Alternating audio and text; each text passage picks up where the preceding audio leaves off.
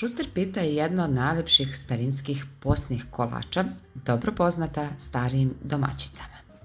Ukoliko napravite ovaj posni kolač, zasigurno znam da se nećete pokajati. Idemo da budemo i danas vredne. Za pripremu testa ovdje imam 20 g svežeg kvasa u koji sam dodala 1 kašiku šećera. Prelijet ću sa vrlo malo mlake vode da se kvasac istopi, a zatim ću dodati preostalu količinu mlake vode. Ukupna količina vode koja nam je potrebna je 250 ml. Ovdje imam 550 g senčanskog glatkog brašna tip 400 u koji ću dodati kesicu praška za pecivo. U istopljen kvasac sada ću dodati i 250 ml ulja.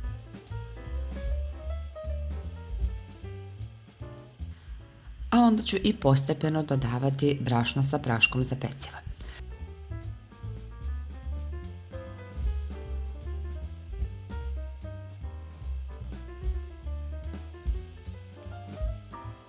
Testo mora biti mekano, ali vam ne smije biti lepljivo za ruke. Bitno je samo da ne umestite jako tvrdo testo.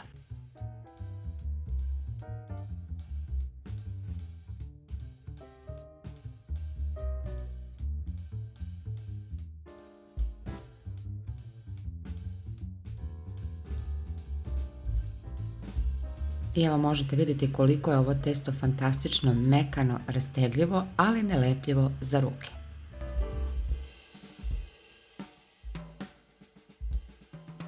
Ja uvek volim sada da kada premerim ove loptice da ih merim na vage, da mi bude tačna mera svih loptica i bitno je da izmerite 5 jednakih loptica. Svaku premesite i ostavite sa strane.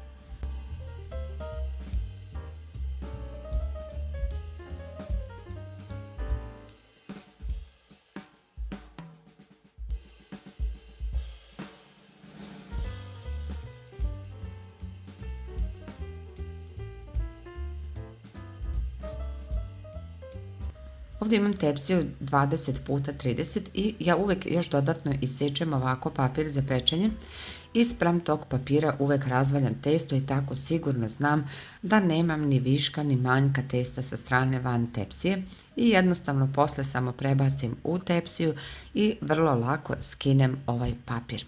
Na ovaj način kada razvučete koru veoma brzo se ovaj kolač pravi.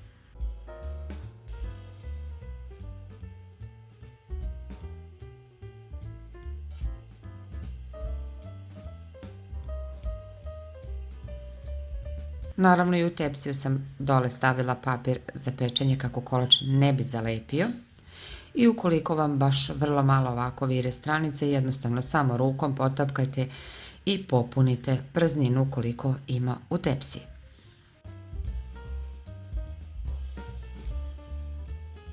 Sada ću pripremiti fil. Za fil će nam biti potrebno 250 g mlevenih oraha u koji ću dodati kesicu vanilin šećera i 200 g šećera. Ono što će nam još biti potrebno za filovanje, ja ovdje imam domaći džem od šljiva sa kojim obožavam ovaj kolač da pravim, ali možete koristiti i džem od kajsije. Svaku koru je potrebno sada viljuškom ovako izbockati, a zatim staviti pomalo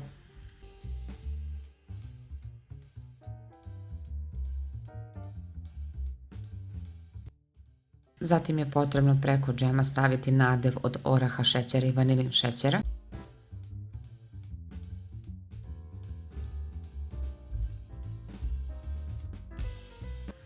Rastanjiti i drugu koru, na isti način prebaciti i tako filovati sve do 4. kore. 5. koru kada stavite, nju više ne filujete.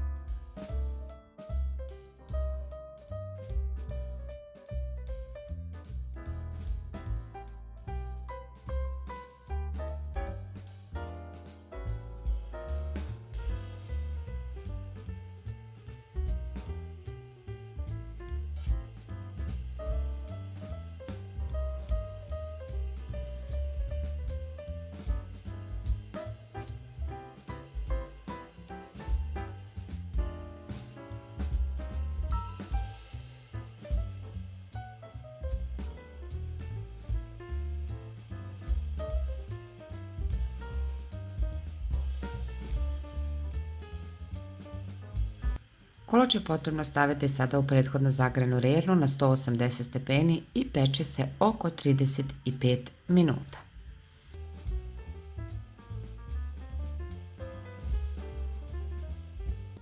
Kada je kolač ovako pečen, potrebno je ostaviti ga tako u tepsi da se ohladi, a zatim prevrnuti na neku tacnu i da nam sada donji deo kolača bude gornji. Na potpuno ohlađen ili bar mlak kolač potrebno je i na tu gornju koru premazati malo još pekmeza i posuti sa mešavinom oraha, šećera i vanilin šećera koji smo naravno ostavili. Kolač možete odmah seći dok je mlak, ali obavezno se potrudite da vam se dobro ohladi, ali on lep i sutradan i narednih nekoliko dana može stajati i bude fantastičnog ukusa. Ovaj kolač koliko je gore hrskav, toliko je unutra mekan, poput neke prave torte. Prilikom sečenja kolača ja uvek volim da sa strane uvek odsečem ove krajeve da bi dobila lepo isečene i jednake kocke. Možete seći na kocke, manje štanglice ili veće štanglice. Zaista jedan lep posni i doista starinski kolač za koji verujem da mnoge starije generacije znaju. Svakako probajte, a vaše utiske očekujem dole u komentarima, a mi se, dragi moji, vidimo u nekom sledećem videu sa nekim novim receptom. Do tada, ja vam želim prijatno.